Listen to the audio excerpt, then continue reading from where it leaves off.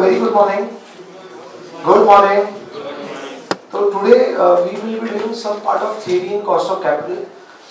One question will do, correct. Some questions are based on time value of money.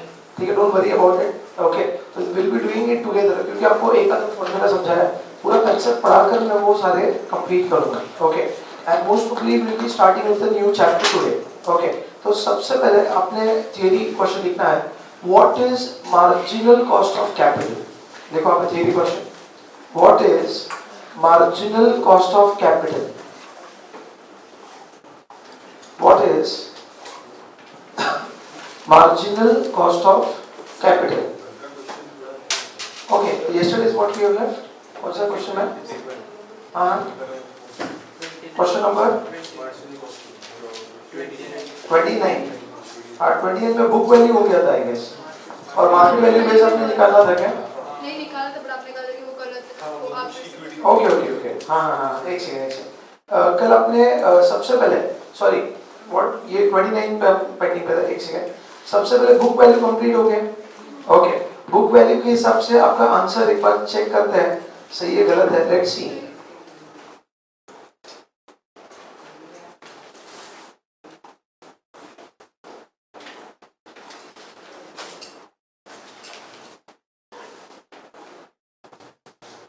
कितना answer आया था book value? 17.29. Okay, just hold करो, check करते हैं एक एक करके. सबसे पहले कॉस्ट ऑफ इक्विटी कितना आया था? 18.5 राइट. 18.5 है. उसके बाद cost of retain earning 18%. Cost of preference share कितना आया था?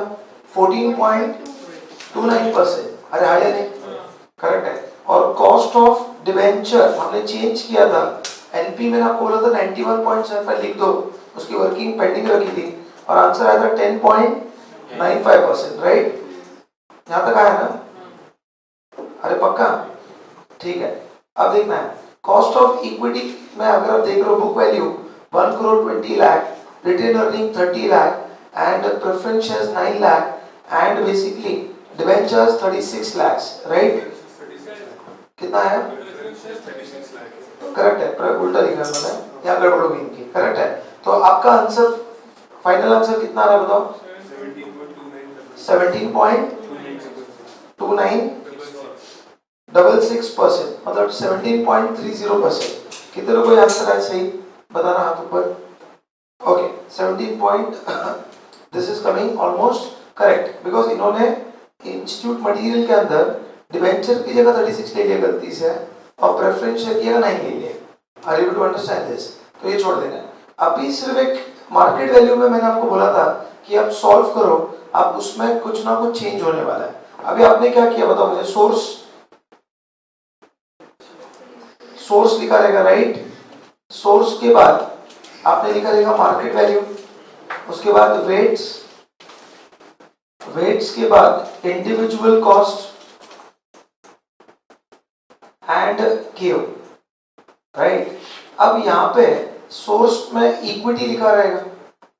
ओके, उसका रिजर्व नहीं लिखा रहेगा क्योंकि मार्केट वैल्यू अप्रोच है. ओके, मैं थोड़ा स्पेस रख रहा हूँ. प्रेफरेंस शेयर लिखा रहेगा और डिबेंचर लिखा रहेगा. अरे हाँ या नहीं? बट एक बात समझना, हमने रिजर्व का इफेक्ट ऑलरेडी इक्विटी में ले लिया. रिजर्व का इफेक्ट ऑलरेडी क्या किया है? इक्विटी में ले लिया. अरे यस और नो? रिजर्व अलग से लेते हैं या इक्विटी में? इक्विटी में. बट रिटेन्ड अर्निंग रिजर्व्स का कॉस्ट अलग है. इक्विटी 18.25 है, तो रिजर्व्स 18 था कुछ, तो 18.5 है 18. अरे हाँ या नहीं? चेक करो मैं क्या बोल रहा हूँ. पिछले क्वेश्चन में कॉस्ट ऑफ इक्विटी कितना आया था? 18.5, एंड कॉस्ट ऑफ रिजर्व्स कितना आया था? 18%. तो हम क्या करेंगे? इक्विटी को डिवाइड करेंगे प्रोपोर्शनेटली. इक्विटी कितना दिख रहा है? Market value 2 crore. करेक्ट है. पिछला कितना था? 1 crore 20, एंड कितना था? 30 lakhs रिजर्व्स. अरे हाँ या नहीं? करेक्ट. तो can I tell equity is to reserves का रेशियो 4:1 है? Can I tell equity to reserves का रेशियो 4:1 है?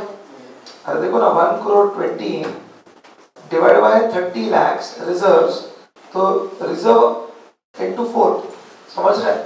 तो ये रेशियो में मैं क्या करूंगा, इक्विटी को डिवाइड करूंगा। ओके, तो कैलकुलेटर लेना है सबने। 2 crore divide by 5 into 4, 1 crore 60। And मैं क्या करूंगा, equity which is part of reserves के वजह से, लगभग it's not reserve but part of reserves, तो can I tell it is 40 lakh. और मैं यहां क्या करूंगा, 1 करोड़ 60 में 18.5% ले लूंगा एंड इक्विटी 40 पर 80% 18% लूंगा। Reason is cost of equity and cost of reserve में थोड़ा डिफरेंस है, आप समझ रहे हो? कॉस्ट ऑफ इक्विटी कितना रखा है, 18.5 रखा है, एंड कॉस्ट ऑफ रिजर्व्स कितना है, 18। जनरली सेम रहता है, बट फ्लोटेशन कॉस्ट की वजह से क्या हो गया, चेंज हो गया। तो उसका इम्पैक्ट आना चाहिए कि नहीं आना चाहिए, आना चाहिए। तो हमने इक्विटी को पुराने रेशियो में क्या कर दिया, डिवाइड, कि अंदाजा ये इक्विटी का पार्ट है और ये रिजर्व का पार्ट है, और अकॉर्डिंगली उसका कॉस्ट कंसीडर करके WACC निकाला। समझ रहे हैं मेरी बात? ये हिडन एडजस्टमेंट है। रीजन क्या है, क्योंकि cost of equity and cost of reserves अलग अलग है, तो इसीलिए हमने क्या किया है, अज्यूम किया कि पुराने रेशियो में ही उसको डिवाइड करो। Are you to understand this? Okay, तो आप एक काम करो, नीचे लिखना है, वहां पे कट करो आपने जो भी किया रहेगा, ठीक है ना? वहां पे लिखना है calculation of average cost based on market value. हाँ, क्योंकि प्रपोर्शन कितना इक्विटी है और कितना रिजर्व है, 2 करोड़ के अंदर दोनों है, करेक्ट है? कौन सा कितना है, स्टैंडर्ड क्या है, पुराना असम्पशन देख लो, पुराने रेशियोज देख लो, समझ रहे हैं? और क्यों ऐसे बाइफरकेट कर रहे हैं, क्योंकि कॉस्ट अलग अलग है, 18.5 है 18, अगर वो सेम रहता तो हम डिवाइड करते हैं नहीं। और दूसरा कौन सा पैरामीटर है, ये 2 करोड़ जो दिया ना, इसको डिवाइड करना है आपको, इक्विटी कितना हो सकता है अंदाजा है, एंड रिजर्व कितना हो सकता है, और कौन से पैरामीटर पे डिवाइड करोगे, समझ रहे हैं? तो कहीं ना कहीं अंदाजा ये कि पुराना जो रेशियो है, proportion, that is the best way. Clear? हाँ, सिर्फ इक्विटी का अमाउंट दिया है ना हमें 2 करोड़, तो उसमें हमने ऐसा क्यों अज्यूम किया कि रिजर्व एंड सरप्लस भी होगा? ऑब्वियसली मार्केट वैल्यू में मैंने बताया ना कि इक्विटी बढ़ रहा है, उसके पीछे one of the major reason is reserve, company का रिजर्व, इसलिए हम रिजर्व अलग से नहीं लेते, समझ रहे हैं? इक्विटी की मार्केट वैल्यू बढ़ गई, क्यों बढ़ी है, रिजर्व की वजह से। तो इसका मतलब रिजर्व का इम्पैक्ट मार्केट वैल्यू पे आया कि नहीं आया, इसीलिए तो मार्केट वैल्यू में रिजर्व अलग से लेते नहीं हम। बट अभी हम बाइफर्केशन इसलिए कर रहे हैं, मेन रीजन क्योंकि cost of equity and cost of reserve is little different, तो let's also see that impact. ऐसा तो अगर सेम होता तो फिर करते ही नहीं, अभी तक हम सेम ही था ना, अभी इस क्वेश्चन में सिर्फ क्या हो गया, अलग आया है, ये रीजन। लिखो आप नीचे, calculation of average cost, calculation of average cost on market value approach, calculation of average cost on market value approach, source market value, source market value weights individual cost KO, source market value weights individual cost KO।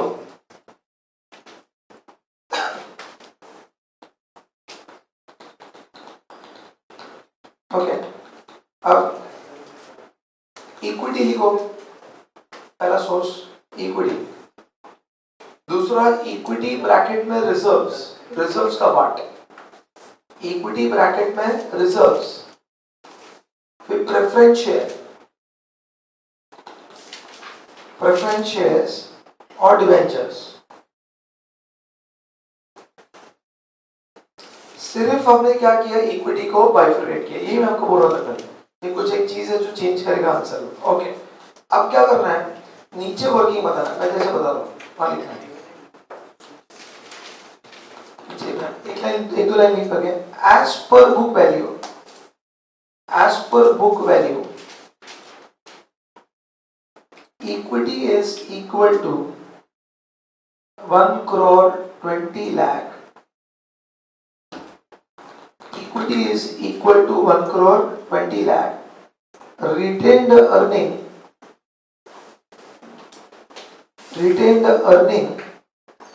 is equal to 30 lakh.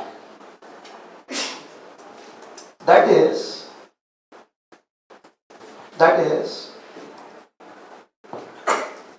equity to retained earning.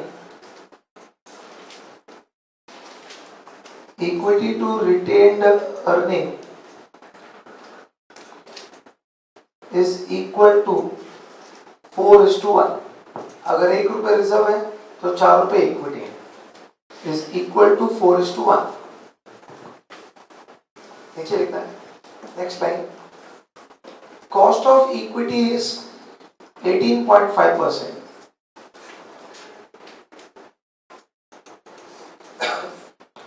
Cost of equity is 18.5%, whereas cost of reserve is 18%.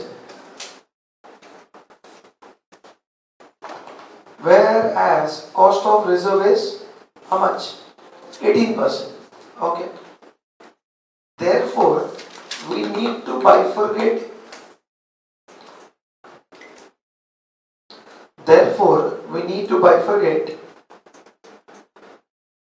Market value of equity shares. Therefore, we need to bifurcate market value of equity shares.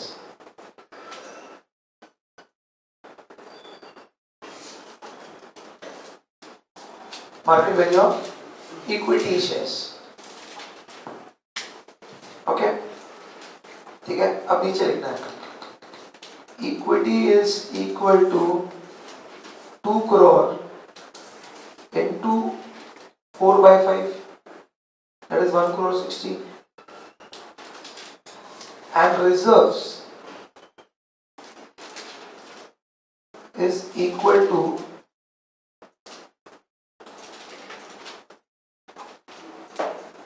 2 crore into 1/5, that is 40 lakh.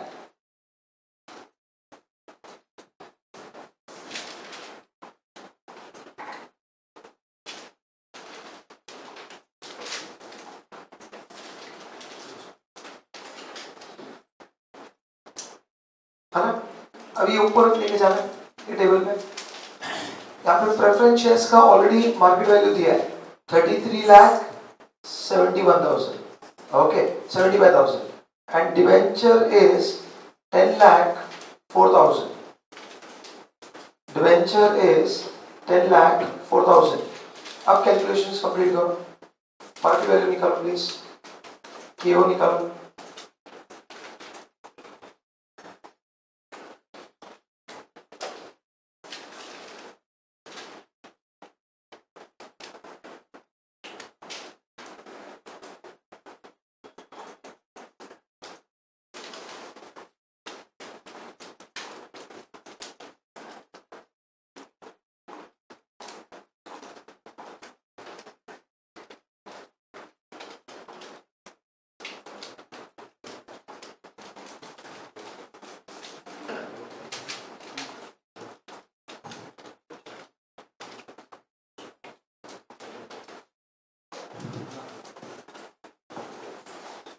Okay.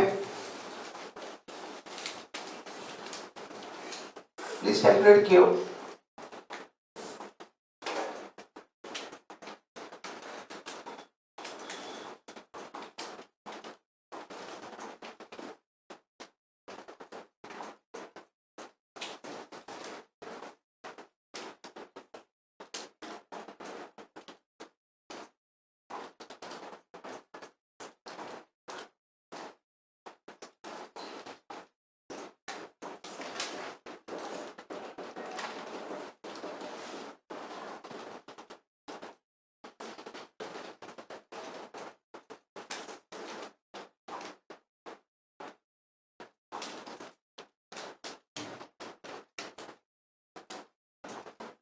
हो गया.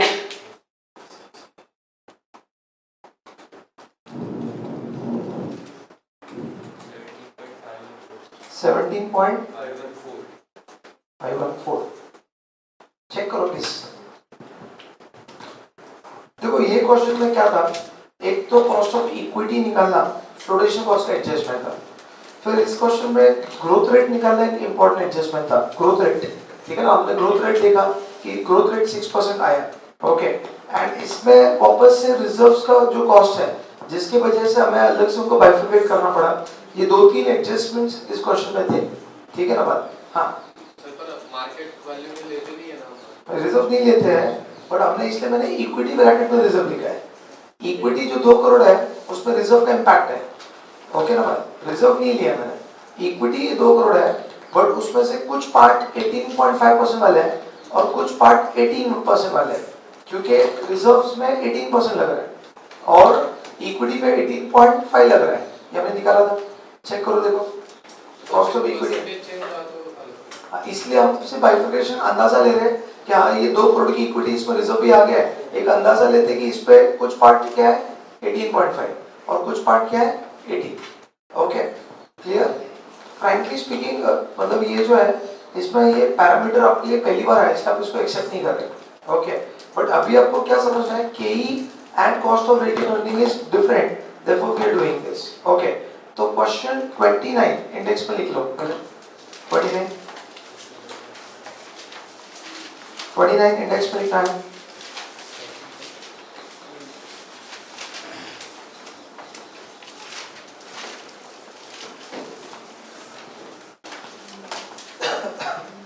Index write down calculation of growth rate, calculation of growth rate, comma application of different cost of equity and retained earning, application of different cost of equity and retained earning, application of different cost of equity and retained earning,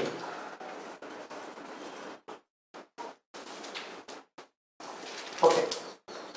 और कौन सा index रह गया जो हो गया, index 23 question, index is left, हाँ हो गया 23 हो गया ना।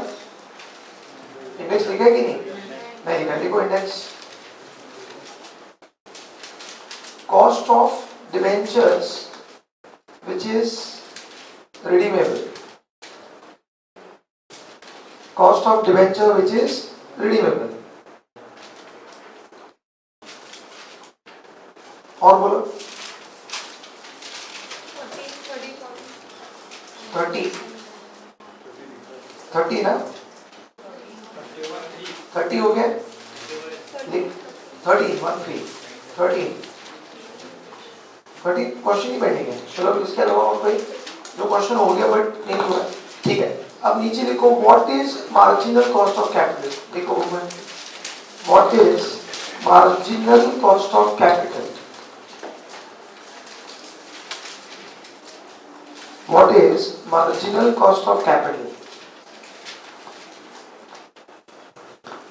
okay देखो marginal cost may be defined as marginal cost may be defined as cost of raising additional rupee of capital, marginal cost may be defined as cost of raising additional rupee of capital,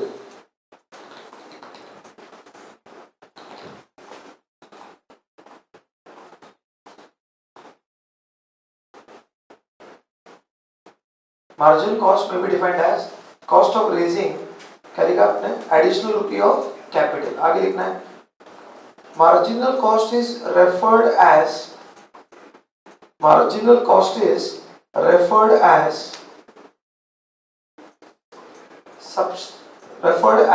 cost incurred to raise new funds, cost incurred to raise new funds,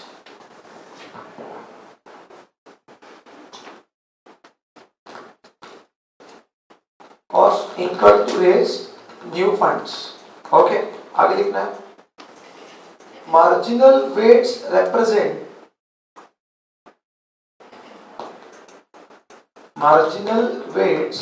represent proportion of funds the firm intend to employ।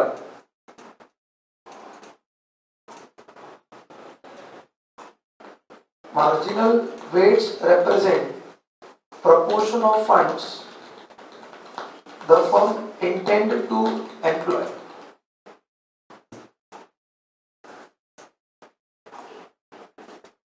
Proportion of funds the firm intend to employ। देखो सब example है, firm के अंदर 10 लाख रुपए है, firm को और 50,000 race करना है, तो 50,000 किस रेशियो में हम रेस करेंगे? ऑलरेडी जो हमारा कैपिटल का रेशियो है वो इसमें रेस करेंगे। एक एग्जाम्पशन है, कंपनी ने इतना ही बोला कि वी आर रेसिंग 50,000, तो 50,000 का मार्जिनल कॉस्ट क्या है? करेक्ट है बात।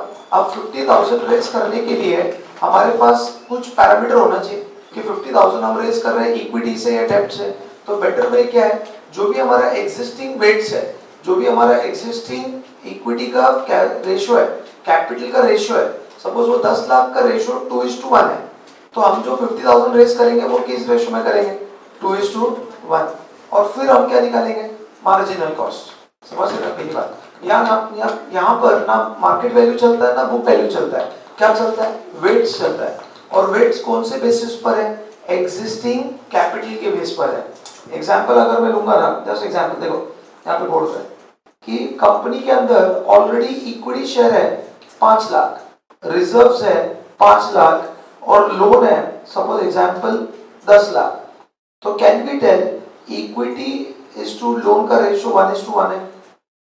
करेक्ट। अब नाउ क्वेश्चन में बोला गया है we want to raise additional 1 lakh, what is the cost of raising 1 lakh? तो 1 lakh we don't know from where we will raise. Clear logic है? तो we will be raising in the same ratio, we will be raising in same ratio, which ratio? That is 1:1, 50,000 from equity, 50,000 from debt। तो यहाँ पे ये values की जरूरत नहीं है, हमें क्या चाहिए? वेट्स। हमें क्या चाहिए? Directly weights. देखो अब एवरेज कॉस्ट ऑफ कैपिटल कैसे निकालते थे? हमेशा एवरेज कॉस्ट ऑफ कैपिटल निकालते थे वैल्यू के बेस पर वेट्स, बट हम यहाँ पर डायरेक्टली क्या यूज करने वाले? Weights. What will be using to calculate marginal cost? weights in which the ratio or the capital is raised। practically देखेंगे क्वेश्चन है इसमें। okay, we'll come to one of the question which is almost question 14 for that। okay, तो hold करना है इसको। अब theory लिखा आपने, इसका theoretical पार्ट हो गया। अब अगला ये जो ग्राफ है ये बनाना है,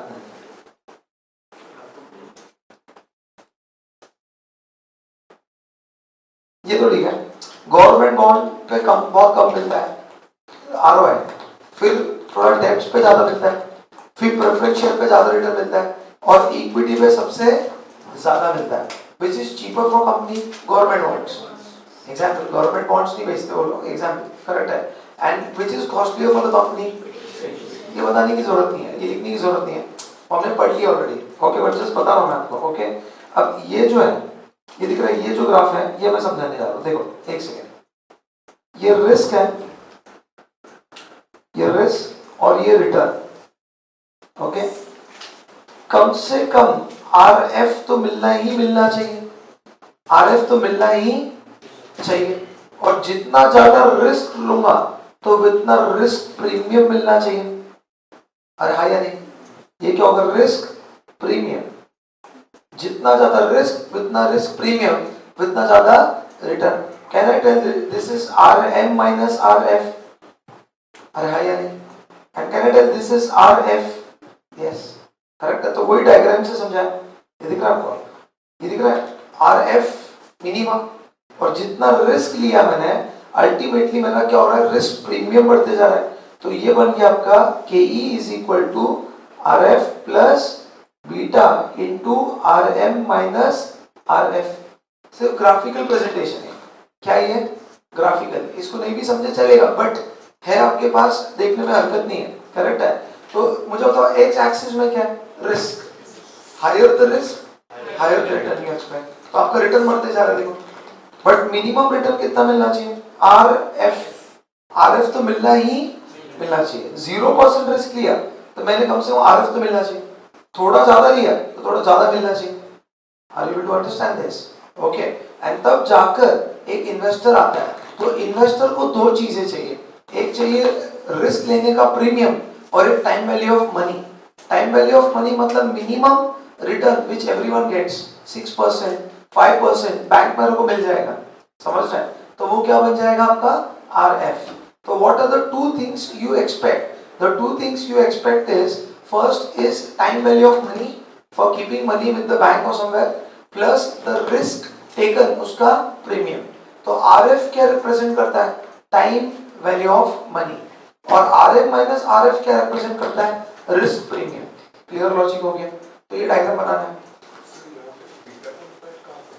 सॉरी, बीटा इज स्लोप, आप समझ रहे हो? स्लोप कैलकुलेशन होता था आपके, वो उधर इनकॉर्पोरेट होगा, इसलिए वो बीटा एज सच नहीं ट्रैक कर सकते हैं। This slope is beta. Okay, वो आपको मैथ्स में पढ़ाते थे स्लोप की calculation, but not required. Okay, हाँ, RM कहाँ पे ट्रैक हो रहा है? ये पूरा RM है, ये RM है, इसमें से ये RF है। ओके, तो ये डिफरेंस हो गया RM minus RF। Normal graph, it's just showing growth.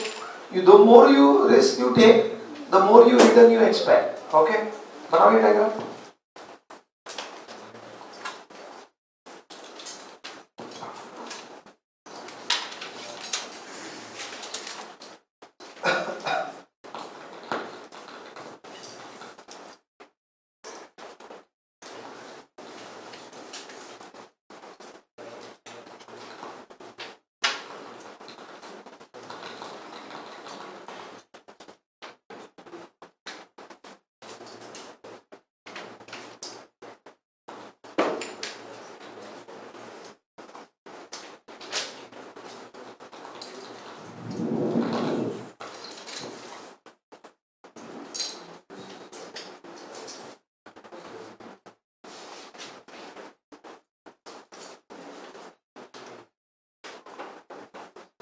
Graphical presentation, return एक तरफ, रिस्क एक तरफ।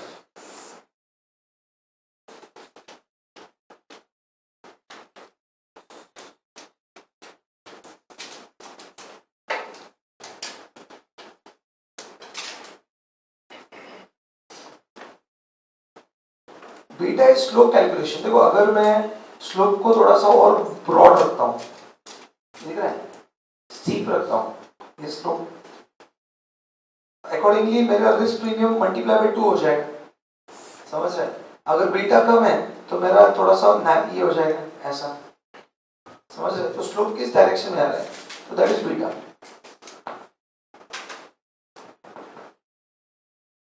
इस डायग्राम के नीचे लिखना है कुछ चीजें।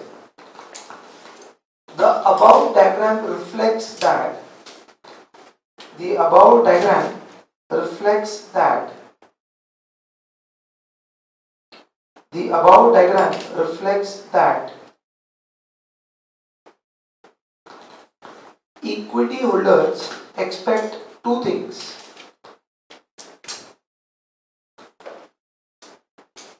Equity holders expect two things.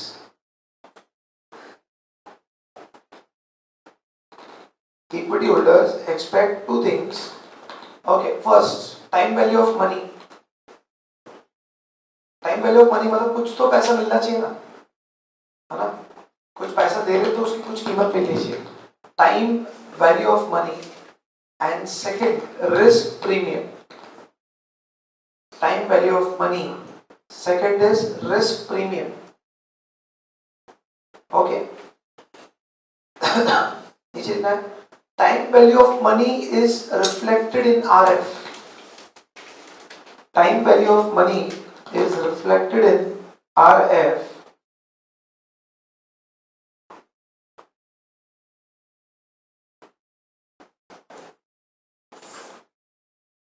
Time value of money is reflected in RF, whereas risk premium is reflected in RM minus RF. Risk premium is reflected in RM minus RF.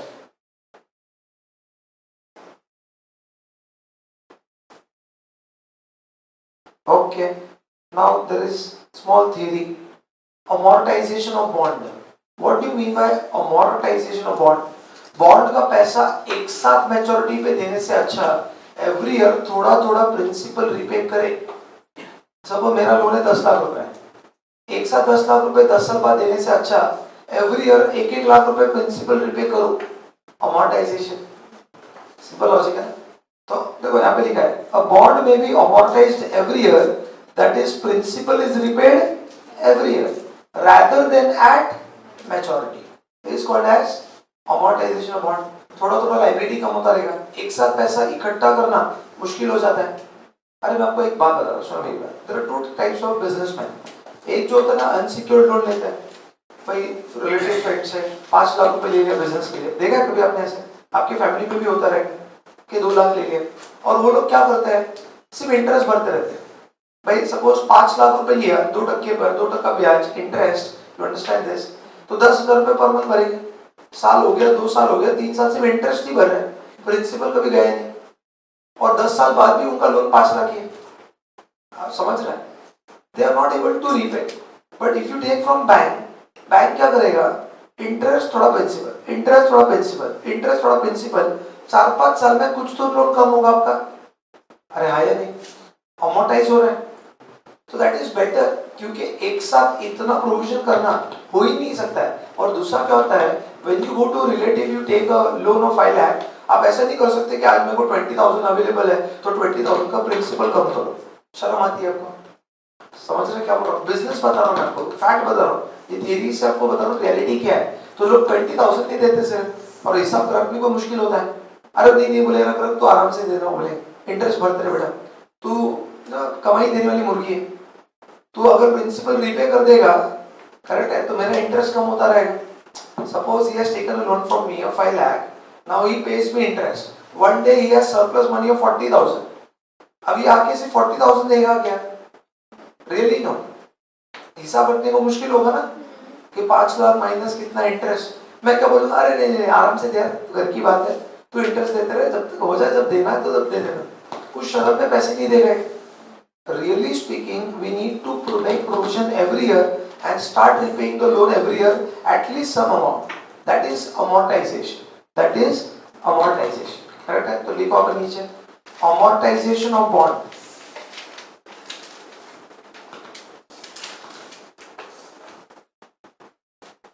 Okay. Amortization of bond. A bond may be amortized every year. A bond may be amortized every year. That is, principal is repaid. That is, principal is repaid.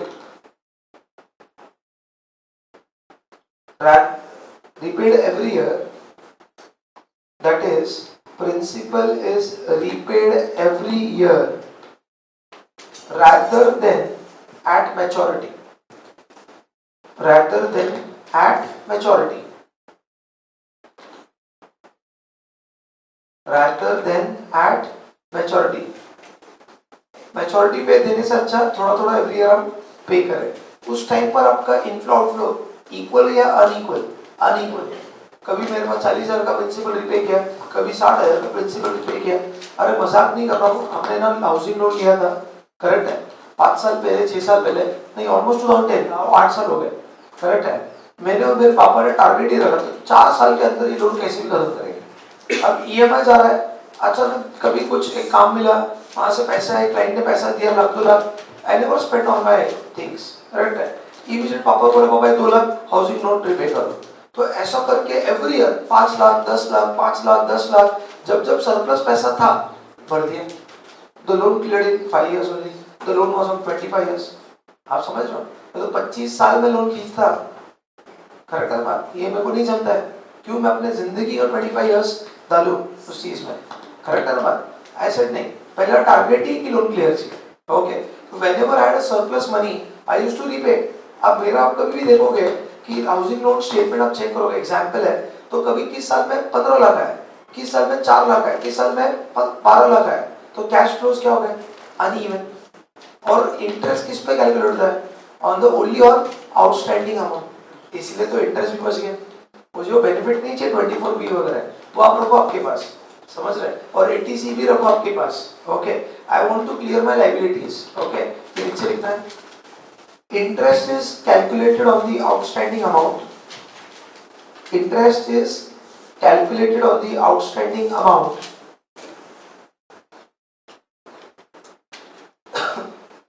Interest is calculated on the outstanding amount.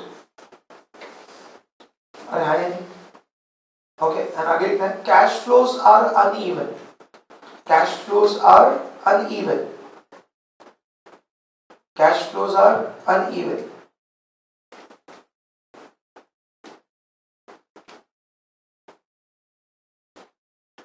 Company की case में जो cash flow होंगे तो वो तो consistent ही रहेंगे ना, वो अगर आने वाला है। See what happens, I'll tell you कि when it is retail end consumers, okay, मतलब retail end consumers है तो उनका तो खेलेंगे नहीं, क्योंकि उनको इतना मैनेज करना मुश्किल हो जाता है, छोटे छोटे छोटे बॉन्ड होल्डर्स है, पर जो बड़े बॉन्ड होल्डर्स है उसमें वो कर सकते हैं। मतलब if I am giving one bond to as and थोड़ा सा 10 रुपए रिपे करूंगा तो मजा नहीं, एडमिनिस्ट्रेशन कॉस्ट बढ़ेगा, but when the bond holders are huge amount of bond holders I can do. Okay, तो अब देखो डिविडेंड प्राइस अप्रोच पढ़ा आपने, पढ़ा कि नहीं पढ़ा, क्या फॉर्मूला था, D अपॉन P इंटू 100 और D1 upon P0 plus G into 100। तो वैसे अर्निंग प्राइस अप्रोच है, नाम से ही समझते हैं कि क्या बचा है, डिविडेंड के बेस पर है या अर्निंग के बेस पर है, अर्निंग, अर्निंग पर शेयर। क्या फॉर्मूला होगा, E upon P into 100। Dividend की जगह क्या ले लिया हमने, E मतलब अर्निंग्स, समझ रहे हैं, हमारे लिए इंपॉर्टेंट क्या है, डिविडेंड इंपॉर्टेंट है या अर्निंग इंपॉर्टेंट है, earning. Does it include dividend, yes. Does it include any profit transfer to reserve, yes. समझ में मेरी बात, अर्निंग से हम या तो डिविडेंड देते हैं या हम रिजर्व में ट्रांसफर करते हैं। जो लॉन्ग विजन वाले लोग हैं जो डिविडेंड को देखते नहीं है, वो अर्निंग्स को देखते हैं, कंपनी की अर्निंग्स क्या है, ओके, और अर्निंग को अपना इनकम मानते हैं। तो अर्निंग प्राइस अप्रोच किस पे फोकस कर रहे हैं, अर्निंग्स पे। देखो कॉस्ट ऑफ इक्विटी के 4 मॉडल है, याद करना, पहला dividend price approach, earning price approach, realised yield approach, time value of money, and next क्या था बताओ मुझे, CAPM। कौन सा मॉडल, CAPM, जिसमें डिविडेंड प्राइस अप्रोच कर लिया एंड CAPM कर लिया। अर्निंग में सिर्फ फॉर्मूला आपको दिया है और उसमें कुछ इतना कैलकुलेशंस का है नहीं। देखो आपको दिखा था modules direct, cost of preference shares, cost of equity, dividend price approach, D upon P0 हो गया, D1 upon P0 plus G growth model हो गया। ओके, अब यहाँ पे फ्लोटेशन कॉस्ट है तो माइनस F, ये भी किया कि नहीं हमने, है ना। अब यहाँ देखना है, ये क्वेश्चन है earning price approach, E upon P, क्या लिखा है, E अपॉन P, और ग्रोथ रहेगा तो E upon P plus G, खत्म हो गया। करेक्ट, इसमें कुछ है नहीं, फ्रैंकली है नहीं। ओके, तो नीचे लिखो आप है earning price approach divided into 2 parts. आप लिखना with constant earnings, with constant earnings, with constant earnings, and second growth in earnings.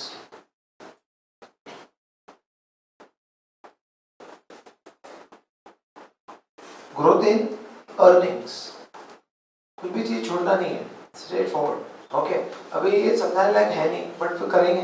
Correct है, KE is equal to E upon P into 100, simple. KE is equal to E upon P into 100। KE is equal to E upon P into 100। यहाँ पे KE is equal to E upon P plus G into 100। Okay, some part is still there, करेंगे अच्छे से करेंगे, पूरा एक चीज खत्म करना है। ओके, अब सबसे पहले will be completing question 30, 1330। We on the verge of completion of this chapter. इज्जत में कर लो, थोड़ा बचा है, करेक्ट है, अच्छे से चैप्टर खत्म हो जाता है।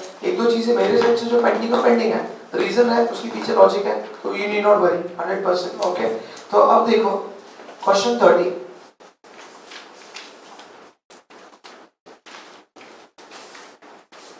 लाइन से चलेंगे। Calculate WACC using book value and market value, where the capital structure of the company is as follows: debentures, preference shares, equity. The market price of these securities are 105, 110 and equity 24. Additional information. अब देखो भले 105 रुपए debenture है, but company ने issue करते समय कितने में किया? 100, करेक्ट है बात? वेर 10% कूपन रेट है, मतलब इंटरेस्ट रेट कितना है? 10% है। फ्लोटेशन कॉस्ट कितना है? 4% है। मैच्योरिटी कितना है? 10 इयर्स है। करेक्ट है बात? देखो ये आपके आईसीआई मटेरियल से क्वेश्चन है। I will show you the same question here, ICI material question.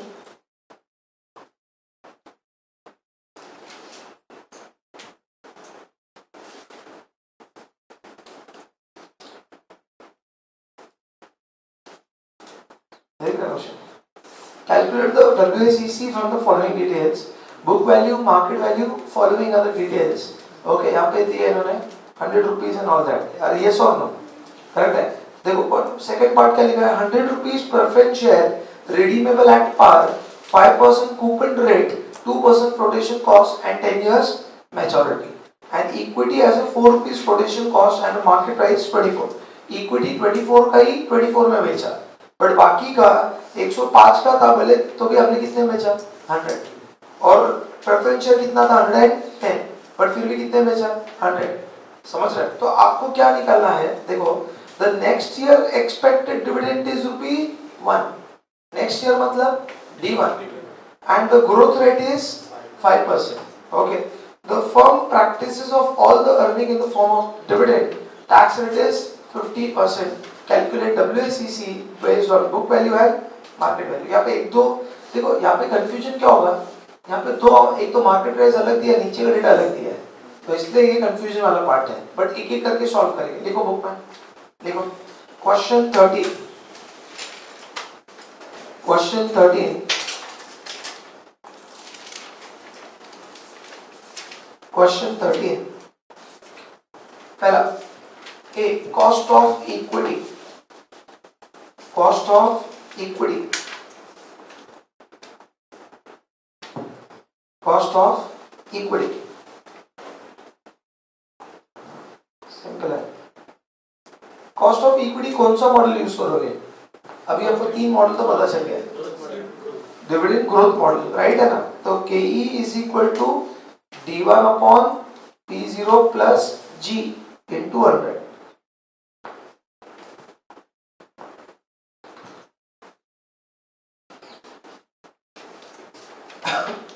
D1, what is D1? हाँ 1 रुपी डिवाइड बाय P0 में देखो 24 माइनस 4 रुपीस खर्चा हो रहा है, फ्लोटेशन कॉस्ट चेक करो, चेक करो 24 रुपीस है, 4 रुपए खर्चा है। ओके, माइ प्लस G, ग्रोथ रेट कितना दिया? 5% into 100।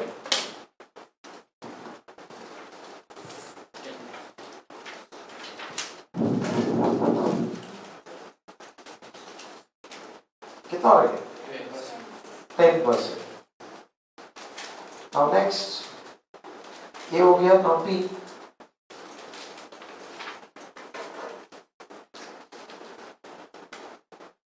Cost of debentures. Debentures कौन सा? रिडीमेबल है या इरिडीमेबल है? रिडीमेबल है, करेक्ट है। तो KD is equal to I1 minus P plus RV minus NP divide by N whole divide by RV plus NP divide by 2 multiply by 100।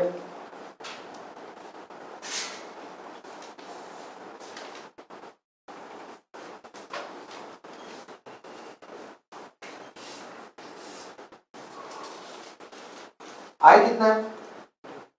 10% coupon rate दिया, मतलब 10 rupees. 1 minus tax rate, tax rate कितना है?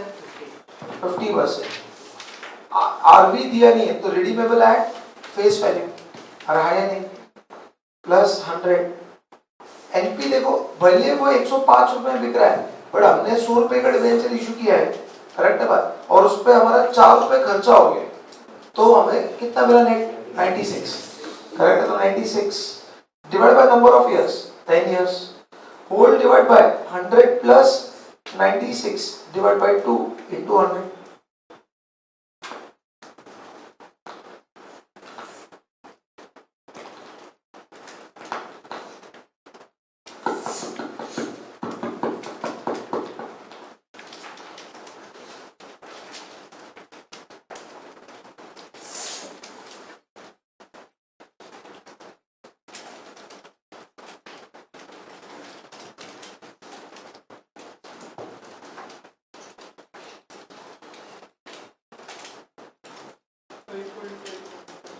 Sorry 5.51%। सबको आया? Same way with preference share now. Cost of preference shares, cost of preference shares, कौन सा वाला preference shares है? Redeemable, irredeemable? रिडीमेबल है, क्लियर कट है। तो फॉर्मूला पहले लिखोगे, KP is equal to PD plus RB minus NP divided by N whole divided by RB plus NP divided by 2 multiply by 100।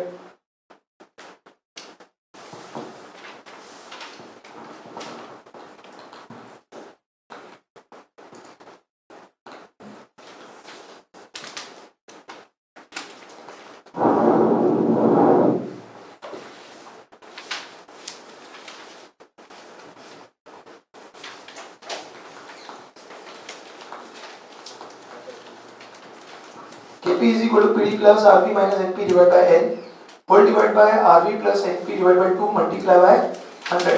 तो ये देख रहा है PD, PD कितना है? 5% कूपन रेट, तो 5 रुपीज प्लस RB कुछ लिखा नहीं तो 100। अब 100 रुपए का भले मार्केट वैल्यू ज्यादा थी 110, we sold at 100 and 2 rupees is the cost, 98 हो गया। NP हमें 98 मिला। Divide by number of years, how many years? 10 years है क्या? Okay, whole divide by 100 plus 98 divide by 2 into 100।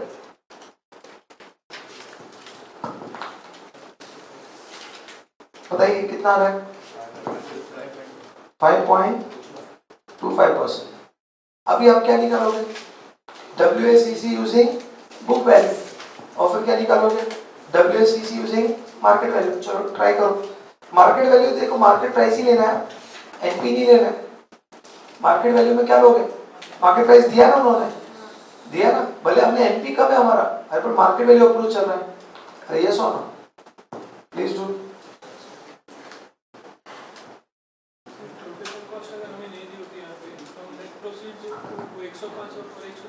नहीं 100 रुपये के लिए है, 100 रुपीज में रीडिंग किया है। Additional information is trying to tell that भले वो मार्केट प्राइस 105 है, हमने 100 में इशू किया, तो हमें कितना पैसा मिला? 100। ओके, और अगर फ्लोटेशन कॉस्ट दिया है तो 100 माइनस 4 दैट इज 96। हमें नेट कितना मिला यूज करने के लिए? What actually we are able to use.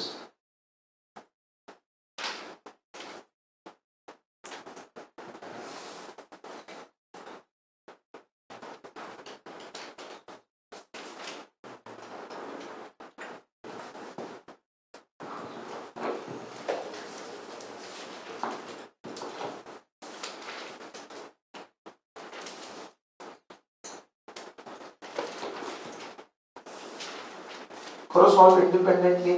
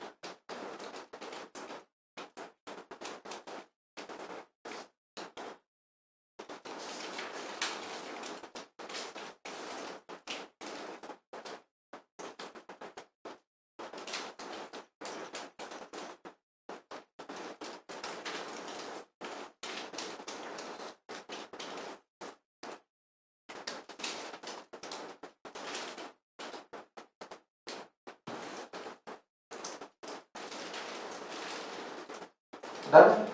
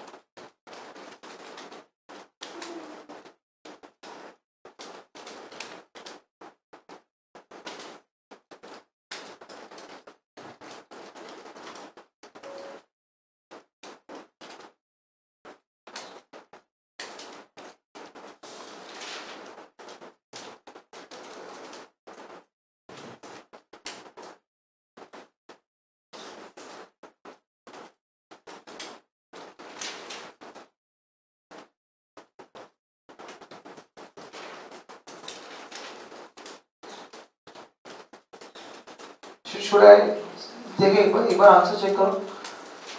एक सेकंड मैं ओपन इट. Differentials क्या गिवन.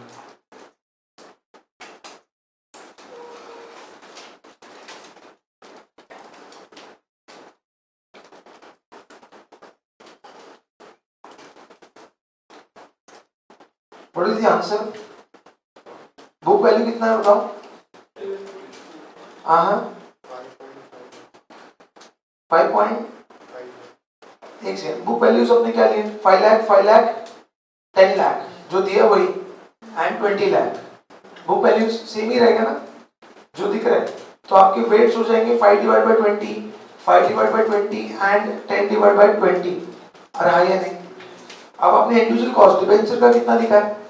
5.5 करेक्ट है. प्रेफरेंस शेयर का कितना लिखा है? 5.25 या 5.25 लिया हमने. Okay. And cost of equity कितना आया था आपका? What is the cost of equity? 10%. तो व्हाट इज द WACC? 7.69 या 7.7%. आया कि नहीं आया? अरे आया कि नहीं आया? किधर को आया हाथ ऊपर? ये तुम्हारा आंसर कैसे का 5 पॉइंट समथिंग है? देन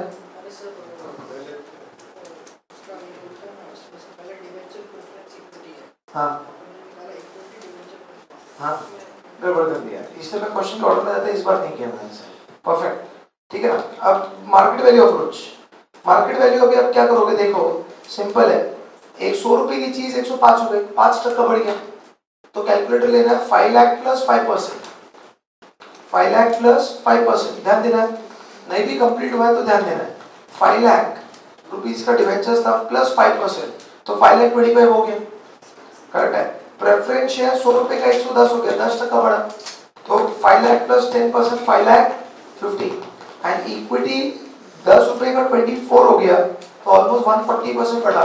24 लाख आना चाहिए. या तो नंबर ऑफ डिवेंचर्स निकालो इनटू मार्केट प्राइस करो, नंबर ऑफ प्रेफरेंस शेयर निकालो इनटू मार्केट प्राइस करो. बात एक ही है. अरे हाँ या नहीं? करेक्ट है. तो अल्टीमेटली अपना आंसर आना चाहिए 8.5%. 8 पॉइंट समथिंग. करेक्ट है. आया कि नहीं आया? करेक्ट. तो इस क्वेश्चन में नेट प्रोसीड्स और मार्केट प्राइस का डिफरेंस था. ये समझाने के लिए क्वेश्चन था. Can there be a difference between market price and net proceeds? Yes. Market price 110 है पर हमें मिला 105 ही. हो सकता है क्या ऐसा? हो सकता है. तो आपने क्या करना है? इंडिविजुअल कॉस्ट निकालते समय नेट प्रोसीड्स लेना है और WACC निकालते समय मार्केट वैल्यू लेना है. क्लियर हो गया बात? ये समझाने के लिए क्वेश्चन इंस्टीट्यूट ने डाला है. तो you have to write down the index for this. 13 का इंडेक्स. 13 का index. Calculation of WACC where calculation calculation of WACC where market price and net proceeds differ. Calculation of WACC where market price and net proceeds differ. Market price and net proceeds क्या हो रहा है? Differ हो रहा है.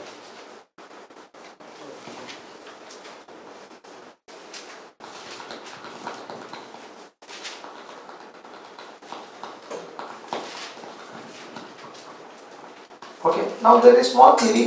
What is the meaning of flotation cost? आप समझ रहे हो? आपको मैं डायरेक्टली मॉड्यूल से 4 लाइन लिखे आपके मॉड्यूल में, तो मैं वही देना चाह रहा हूँ. ओके, व्हाट देखो आप नीचे. What is meaning of flotation cost? What is meaning of flotation cost?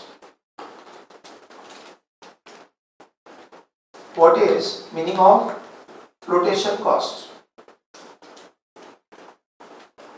ठीक है ना? तो देखो क्या है, देखो if new issue of security by company, if new issue of security by company, it involves some expenditure,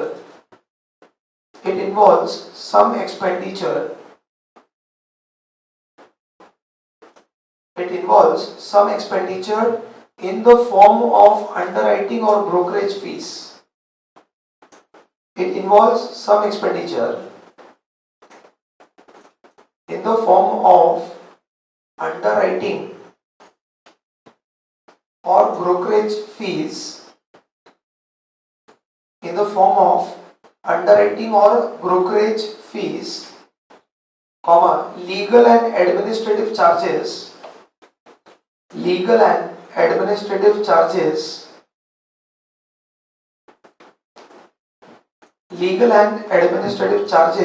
comma, registration fees,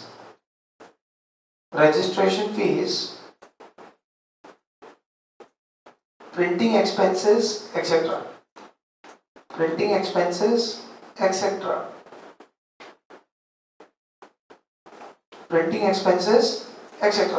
Correct है?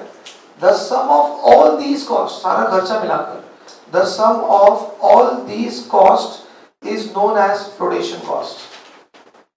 The sum of all these costs is known as flotation cost. The sum of all these costs is known as flotation costs. These expenditure is incurred. Directly module से ही दे रहा हूँ, simple है, कुछ tough नहीं है उसमें. These expenditure is incurred to make the security available to investor. These expenditure is incurred to make the security available to investor. These expenditure is incurred to make the security available to investor. ये security investor को available कराने के लिए खर्चा हो रहा है. Okay, और do you adjust this against your net proceeds? Yes, net proceeds पे एडजस्ट करना पड़ता है. नीचे लिखना है, flotation cost is adjusted. Flotation cost is adjusted to arrive at. Flotation cost is adjusted to arrive at net proceeds. Flotation cost is adjusted to arrive at net proceeds. Clear logic है? खत्म. तो कुछ भी आपको question पूछ सकते हैं भाई एग्जाम में, फ्लोटेशन कॉस्ट क्या है, कुछ तो लिख सकते हैं क्या नहीं आप? पूरा मॉड्यूल में ना एग्जैक्ट डिक्टेशन दे दिया आपको, क्योंकि 4 ही लाइन का था. ओके, अब एक छोटा सा डायग्राम है जो आपको मालूम होना चाहिए. देखो कुछ भी नहीं इस डायग्राम में. फॉर्म दिख रहा है आपको? फर्म के पास जो भी प्रॉफिट आएगी वो क्या करेंगे? शेयर होल्डर को दे सकते हैं डिविडेंड के फॉर्म में, और शेयर होल्डर अल्टीमेटली उसको क्या करेंगे? इन्वेस्ट. या तो फर्म अपने पास ही वो पैसा रखेगा रिजर्व्स के फॉर्म में, और फर्म खुद क्या करेगा? इन्वेस्ट.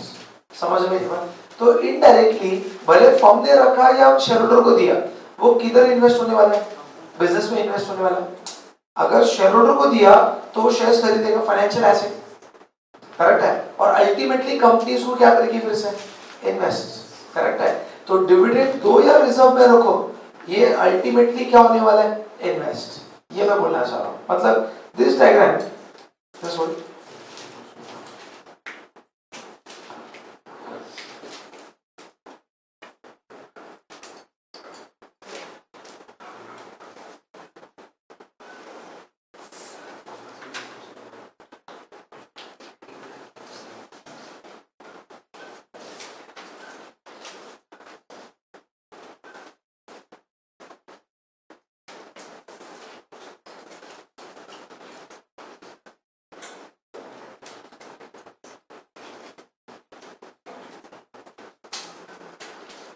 जब तक ये क्या बोलता है कि इसको कंटिन्यू करो, मैं 2 मिनट में चेक करता हूँ इसका सिस्टम का issue.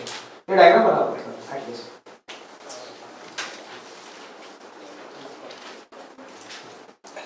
This part need to be cut recording में। ओके, तो now you have to basically draw this diagram and need not draw also, correct, आपको आता है ये चीजें, ड्रॉ करो या आपकी मॉडल में है, ठीक है। अब मैं थोड़ा आगे बढ़ रहा हूँ and we'll see one of the question, that is illustration number, come to illustration number 40, illustration 40, illustration 1440. Okay, ABC Limited has the following capital structure which is considered to be optimum as on 31st March 2017. ये institute material question फिर से ICI material, okay.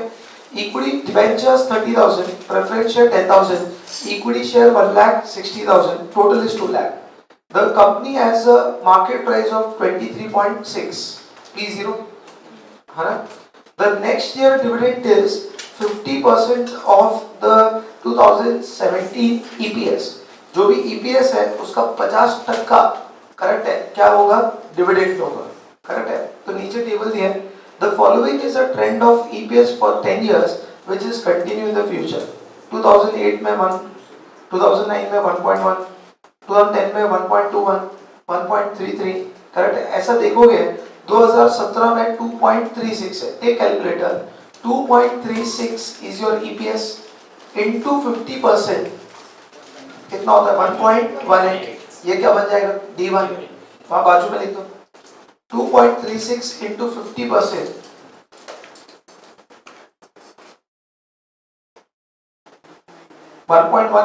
is D1। देखो D1 आ गया और P0 आ गया, बचा क्या G। Growth rate आप EPS देखो, एक का A 1.1 हो गया, 1.1 का 1.21 हो गया, अरे हुआ कि नहीं हुआ, करेक्ट है। तो ऐसा करके आपका अल्टीमेटली 10% ग्रोथ दिख रहा है, प्राइमा फेस से तो 10% दिख रहा है ना, 1 का 1.1, टेक कैलकुलेटर देखो, 1 रुपी प्लस 10% 1.1 प्लस 10% 1.21 प्लस 10%, तो can we tell growth rate is 10%। तो ईपीएस, पास्ट ईपीएस से आपने क्या निकाला है, ग्रोथ रेट, अरे पास्ट ईपीएस से क्या निकाला है, ग्रोथ रेट, ओके। तो कहीं ना कहीं ये टेबल से भी निकाल सकता है, ओके, टेबल से फैक्टर्स देख के, जैसा हमने कल किया था, सेम चीज है। 1 रुपए की चीज 2.36 हो गई 10 साल में, करेक्ट है। तो रेट ढूंढेंगे हम किधर से, टेबल से, वो भी आएगा, okay. The company issued new debentures carrying 16% and the current market price of debenture is 96. Preference share 9.2 were also issued with a tax rate 50%. Calculate after tax cost of new debt, KD, ये तो आएगा आपको, चलो नीचे लिखना है, नीचे लिखना है illustration 14, illustration 14, part A, cost of new debt, illustration 14, part A, cost of new debt। देखो KD is equal to I1 minus tax, KD is equal to I1 minus tax, कितना divide by NP into 100। I कितना है interest rate कितना दिया 60%, 1 minus tax rate कितना दिया हाँ 50% ना, एंड एनपी 96 into 100 बोलो 8.33%.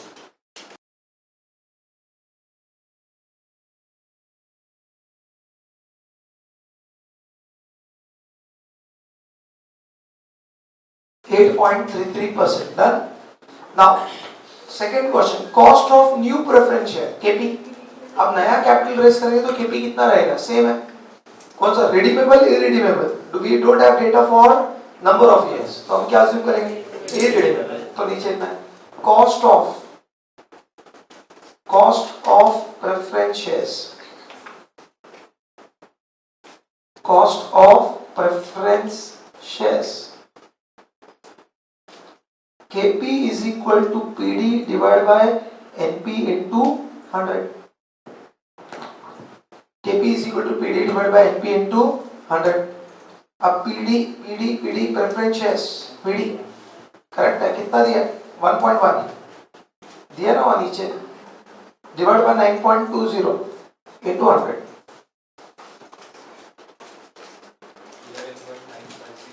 11.956%.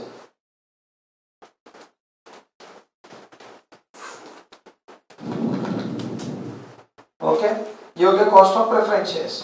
Now cost of new equity shares consuming new equity from retain earning. कुछ पैसा इक्विटी से कहां से आ रहा है? Retain earning. हमने कमाया, देखो हमने क्या कमाया पर शेयर 2.36. अर्निंग पर शेयर कितना कमाया हमने? 2.36, जिसमें से 1.18 हमने क्या कर दिया? डिविडेंड दिया. 50% ऑफ डिक्लेयर्ड डिविडेंड, बाकी 50% क्या किया? रिजर्व्स. तो कुछ पैसा किससे आ रहा है? रिजर्व्स. करेक्ट है. तो कैन वी टेल केई निकालना अभी हमें. करेक्ट. तो नीचे लिखना है part number C, cost of new equity. Cost of new equity KE is equal to D1 upon P0 plus G into 100.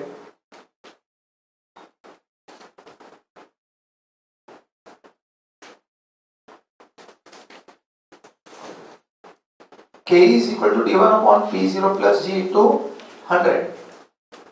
अरे हाँ या नहीं? Perfect. Correct है. तो D1 is already given. What is D1 given? Not given. We need to calculate.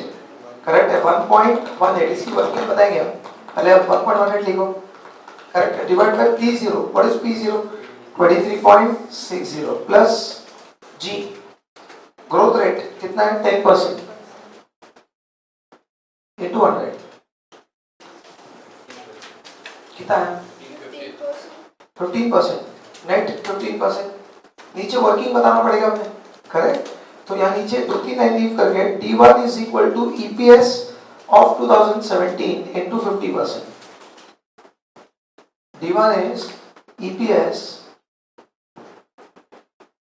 into 50%. EPS is 2.36 into 50%, that is 1.18. That is 1.18.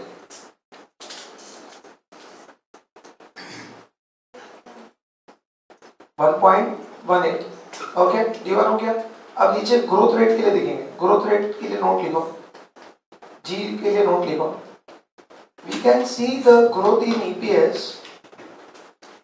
We can see the growth in EPS from rupee 1 to 1.1. From rupee 1 to 1.1 to 1.21 and so on. From rupee 1 to 1.1 to 1.21 and so on. Correct हो गया. We can see the growth rate in EPS from rupee 1 to 1.21 and so on. This reflects EPS is increasing at 10%. This reflects EPS is increasing at 10%.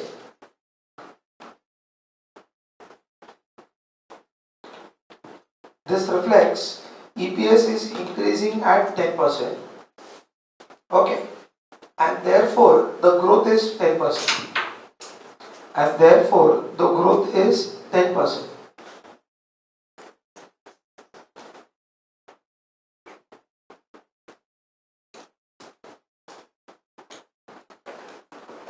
Okay ना? अब देखो और एक तरीका है, देखो आपने फॉर्मूला क्या पढ़ा था, D dividend of suppose 2017 is equal to dividend of 2008 into 1 plus growth and कितने नंबर ऑफ इयर्स हो गए, सपोज 10 इयर्स। समझ रहे? ये आगे जाकर आप टाइम वैल्यू ऑफ मनी में ऐसे सीखोगे कि डिविडेंड ऑफ 2017 सॉरी ईपीएस लिखना है, not dividend, EPS of 2017 is equal to EPS of 2008 and compounding, growth rate से compound plus plus plus plus plus 10 years compound हो गया और आपको क्या मिल गया, ईपीएस ऑफ 2017। ये this formula will be discussing in the time value of money. दूसरा तरीका, तो अल्टीमेटली क्या होगा, 2.36 is equal to 1 rupee plus 1 point growth rate raise to 10 years. Correct है? फिर ऐसा करके आप जी निकालोगे, क्या निकालोगे, G 2.36 divide by 1 okay is to 10 years. और ये आप टेबल में रेफर करोगे, किधर रेफर करोगे, टेबल, एनुअलिटी टेबल्स को रेफर करोगे। ऐसा method you have to stop will be running together in time value of money come form. Okay, but अभी आपको ये समझ में आया कि ग्रोथ रेट 10% कैसा है। ओके, तो अब आप क्या करोगे, ये हो गया cost of equity. Now leave a line, write down, बोल रहा है calculate the marginal cost of capital when no new shares are issued.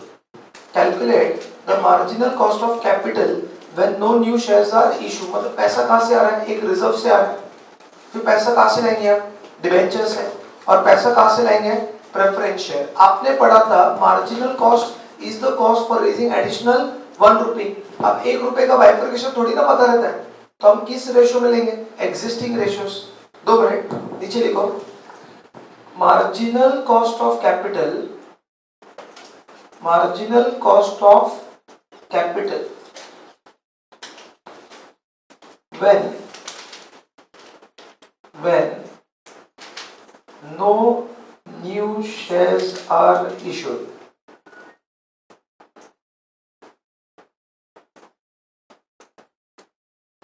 marginal cost of capital when no new shares are issued। source, अभी यहाँ पे value थोड़ी ना पता है, वैल्यू पता है कि नहीं पता है, अरे नहीं पता है ना, मेरी बात समझो। Marginal cost means to raise 1 rupee, what is the additional cost. तो हम वैल्यू नहीं लेते, हम क्या लेते हैं, वेट्स, डायरेक्टली क्या लेते हैं, वेट्स। और किस रेशियो में वेट्स लेते हैं, एग्जिस्टिंग के फॉर्म में। ओके, तो यहाँ नीचे लिखना है सेकंड वेट्स, सेकंड वेट्स, कितना पैसा रेज कर रहे हैं वो नहीं पता है। कंपनी 10,000 भी रेज कर सकती है, 10 लाख भी रेज कर सकती है, नया कैपिटल कितना भी रेज कर सकती है। तो हम अमाउंट्स नहीं लेते, हम डायरेक्टली क्या लेते हैं, वेट्स। ओके, उसके बाद individual cost, individual cost and Kev, individual cost and Kev. पहले आप लिखोगे रिजर्व्स, रिजर्व से पैसा आएगा। Second is debentures and third is preferentials. Reserves, debentures and preference shares. Okay, same ratio, check करो। डिबेंचर कितना है, 30,000 का है एग्जिस्टिंग में, आउट ऑफ 2 लाख, करेक्ट है ना बात, 30,000 आउट ऑफ 2 लाख। तो हम क्या करेंगे, डिबेंचर को 3:20 कर सकते हैं, है ना। और preference shares 10,000 out of 2 lakh, okay, तो 1:20 कर सकते हैं। और इक्विटी हो या रिजर्व्स हो, equity is a part, reserve is a part of equity. तो अंदर हम क्या करेंगे, 16:20, ये वेट्स हो गया। आपको नहीं पता अमाउंट कितनी है, अमाउंट नहीं पता है तो किस रेशियो में इशू करोगे, एग्जिस्टिंग अजम्पशन। ओके, तो अभी इंडिविजुअल कॉस्ट आपने निकाला, बता मुझे इंडिविजुअल कॉस्ट, रिजर्व्स का कितना है, 15%, डिबेंचर का कितना है, 8.33%, एंड प्रेफरेंस शेयर कितना है, 11.952%। आपको नहीं पता ना अमाउंट कितना रेज हो रहा है, मार्जिनल कॉस्ट इज ऑफ ₹1, अब 1 रुपी को थोड़ी ना आप खेलते बैठोगे, तो it's in same weights.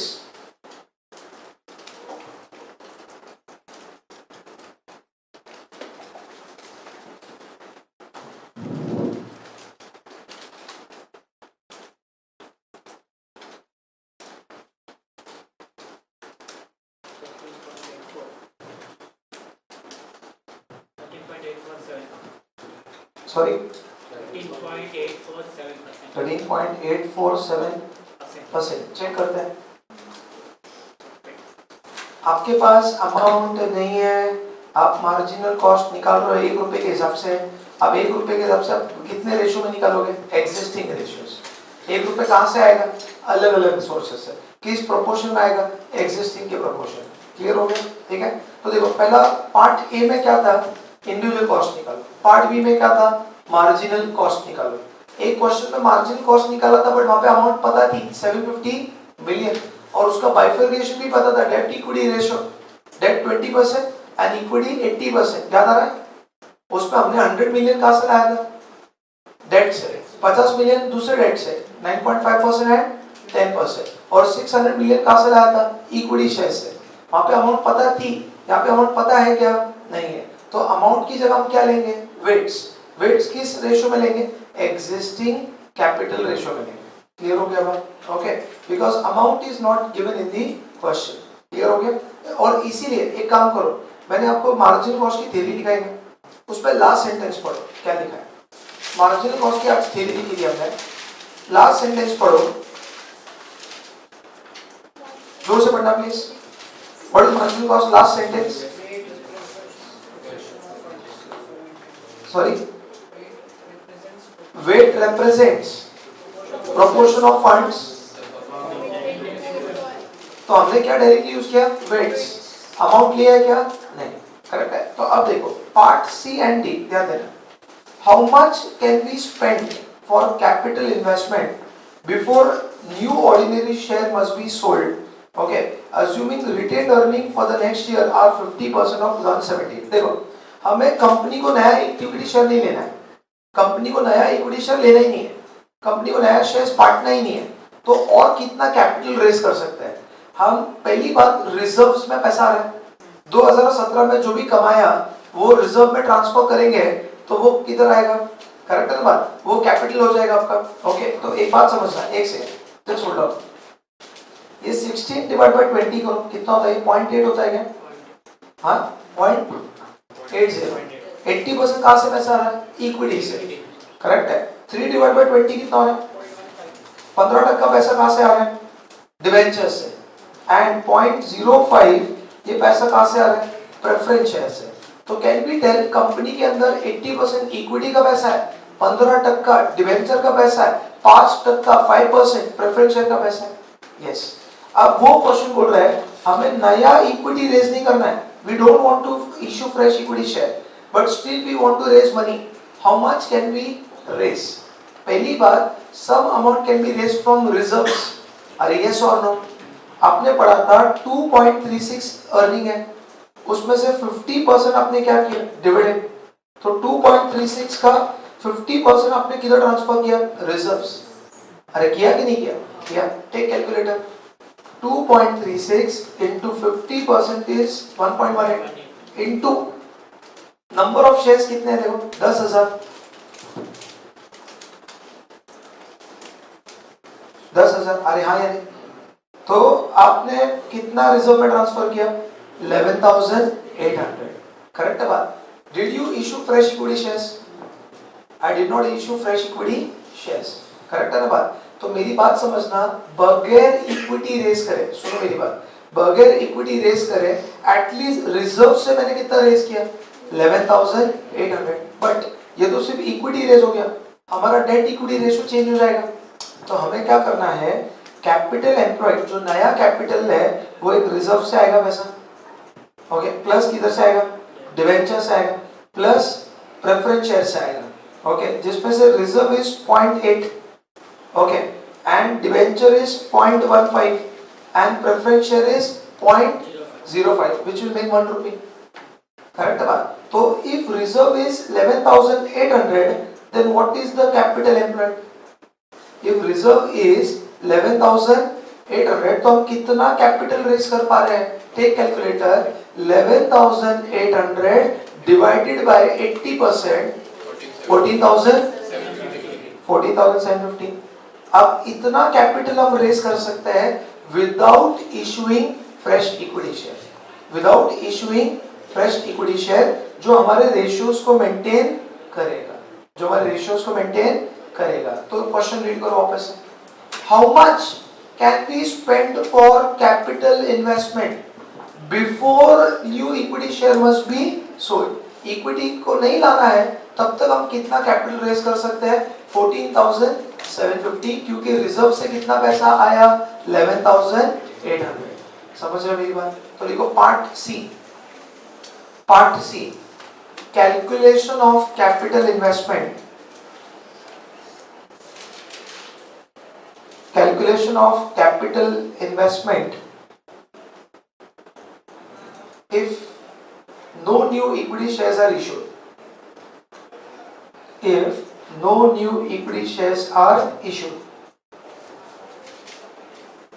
Calculation of capital investment if no new equity shares are issued. Point number 1. Point form में लिख देना. Point 1. EPS 2017. EPS 2017 outer column कितना लिखोगे? आप समझ रहे हो? पहला point number 1, EPS of 2017 is 2.36। Second, retention ratio, कितना पैसा रिटेन किया? Retention ratio, dividend pay out ratio 50% है, तो रिटेन कितना किया? 50। Retention ratio 50%। देन रिटेन्ड पर शेयर कितना रिटेन किया? 1.18 रिटेन किया। Fourth, number of shares 10,000। Fifth, therefore total retained earnings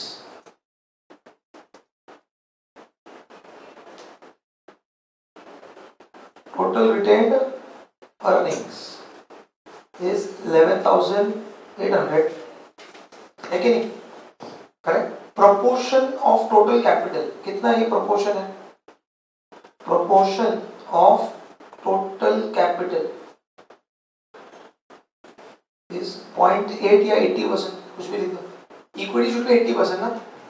correct. Therefore capital without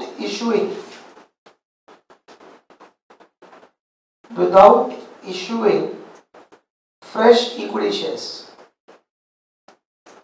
हमें इक्विटी बांटनी नहीं मार्केट में, हम चाहते ही नहीं फ्रेश इक्विटी शेयर, तो हम कितना बाकी पैसा रेज कर पाएंगे? 11,800 divide by 0.8 that is 14,750. Okay, and the last part, part D. What will be the marginal cost of funds when the funds exceed the amount calculated in C? मतलब अगर हमें 14,750 से ज्यादा लाना है तो हमें अभी क्या करना पड़ेगा? इक्विटी शेयर इशू करना पड़ेगा। 14,750 तक इशू करने की जरूरत नहीं है, रिटेन अर्निंग से काम हो रहा है। मैक्सिमम यहाँ तक 14,750 तक फ्रेश इक्विटी नहीं चाहिए, पर अगर 25,000 लाना है तो अभी आपको क्या करना पड़ेगा? इक्विटी शेयर इशू करना पड़ेगा। इक्विटी शेयर इशू करना पड़ेगा तो उसका देखो, assume the new equity is issued at 20 rupees, तो अभी आपका केई चेंज हो रहा है। मतलब क्या चेंज हो रहा है? केई। तो एक काम करो, leave one line, write down D part वहां पे लिखना है Ke is equal to D1 upon P0 plus G into 100. KE is equal to D1 upon P0 plus G into 100. रहा या नहीं? D1 कितना था आपका? कोई 1.18। P0 क्या हो गया? चेंज। P0 20। डिविडेंड 1.18 था नेक्स्ट ईयर का, ठीक है ना? P0 20। ग्रोथ रेट कोई था अपना 10% into 100। बोलो 15.90%। अब नीचे लिखना है अब आपका KE चेंज हो गया क्योंकि आप फ्रेश इक्विटी शेयर्स इशू कर रहे मार्केट में। तो अभी कैलकुलेट मार्जिनल कॉस्ट,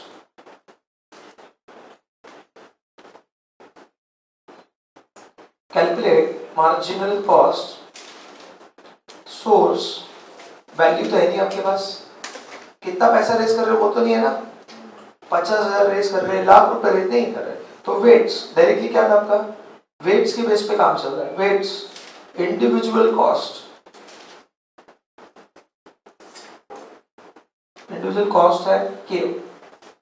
अब इक्विटी हम नहीं करा रहे मार्केट से, ओके, फिर हम क्या ला रहे हैं, डिवेंचर ला रहे हैं, और हम क्या ला रहे हैं, प्रेफरेंस है। इक्विटी का वेट 0.80 था, 80%, डिवेंचर का 0.15 था, सेम ही है ना, हमें वेट्स के बेस पे काम करना है, एंड 0.05। अब इंडिविजुअल कॉस्ट चेंज हो गया, इक्विटी का 15.90%, 15.90%, डिवेंचर कितना है, हाँ 8.33%, एंड प्रेफरेंस शेयर 10.952%। अभी नया इक्विटी डाले तो केई चेंज हो गया, जिससे आपका मार्जिनल कॉस्ट चेंज होने वाला है। 14,750 तक नया फ्रेश नहीं है, रिजर्व से काम हो रहा था।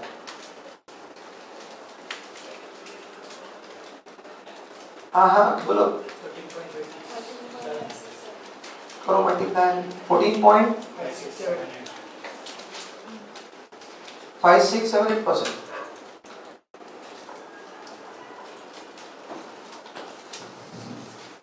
14.5678%। डन है। तो देखो इन शॉर्ट, हम मार्जिनल कॉस्ट के लिए जब अमाउंट नहीं दिया है, हम क्या करते हैं, वेट्स के बेस पर कैलकुलेट करते हैं। क्लियर लॉजिक है। और इन्होंने क्या किया, 14,750 तक रिजर्व से काम हो रहा है, फ्रेश इक्विटी लाने की जरूरत नहीं, बट नया पैसा लाने गए 14,750 से ज्यादा, तो आपको फ्रेश इक्विटी शेयर बांटना पड़ेगा, जिससे मार्केट प्राइस पे इंपैक्ट आया है, और आपका केई चेंज हो गया, और आपका मार्जिनल कॉस्ट चेंज हो गया। So we have left with only two questions, which is time value of money based. I tell you that is question number 9 and question number 4. Okay, and we have left with one adjustment of yesterday's question. वो 91 point something जो आया था ना, correct है। तो वो सब time value of money based है। So this chapter is done. From tomorrow we are starting with a fresh chapter. Be present because initially it's important to be there. Okay. So tomorrow we are starting with a fresh chapter. We are done for this chapter. आज के लिए इतना ही। जय हिंद, जय महाराष्ट्र, जय माता दी। Thank you.